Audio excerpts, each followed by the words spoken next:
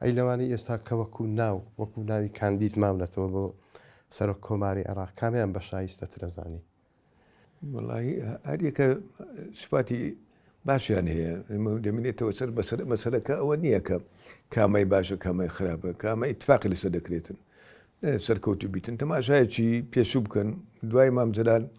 ئەو پۆستە بەڕێی من شخصی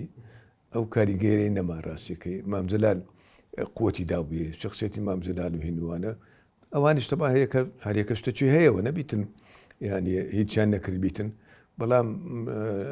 دوای مامزلال من ئەو وەختیش باسییان نەگەکردم خوا ئەفکە ئەحمەد چەلەبی ساڵی 2013 مامزلال نەخۆش کردبوو تازە ئەو هات یەکەم جار ئەو مۆزوعی لەگە من کرد باسی کرد و ماڵم لە هین بوو لەولا بوو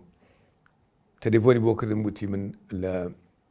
فورکەکانی مەسیف دێمە خوارێ لە ماڵێ برادەرمە خوا ئەفریکە هات شەو درەنجش بوو وابزانم سێزدەی سێ بوو شتە چوا بوو 2013 بوو مانجی سێ بوو کە هات گوتی مامزەلال نەخۆشە و لەوە ناچیتن چاک بتەوە و ئێمەش وەکو بەو ناوەیە گوتی بەیتە شێعی لە بەغدا کۆ بووینێتەوە حەز دەکەین ئەو هینە هەر بۆ کورد بیتن و بۆیە لەسەر تۆ ئیجماع هەیە خلافمان نییە من حەز دەکەم ئەو مۆزوعە لە بەرچاو بیتن منش گوتم وەڵی من ئەوەلەن مامزەلال نەخۆشە قایدی منیشە سۆرۆکیشمانە حەز ناکەم ئەو مۆزوعە هەتا ئەو نەفەسی هەبیتن هەر باس بکرێتن دووەمێنیش ئەگەر هەر باسی دەکەی من اقتراح دەکەم کاک مەسعود ببتێ لەبەرەوە کێشەی ئێرەشمان حەل دەبیتن ئەمە سەرۆکی هەرێم وەردەگرین ئەو وەختی کاریگەری مەکتەبی سیاسی بووم یان نەما بووم وەڵا هەر مەکتەبی سیاسی بووم پێکەنی گوتی وەڵی خۆ ئەمە مادەم خۆت باس کرد پێت دەڵێم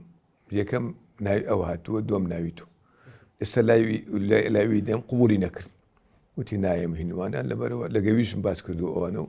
حەز دەکەم ئەوە تۆهیم بکەین مارەحەڵ دوور درێژە گفتوگۆ کامان هینوانە ئاخیرەکەی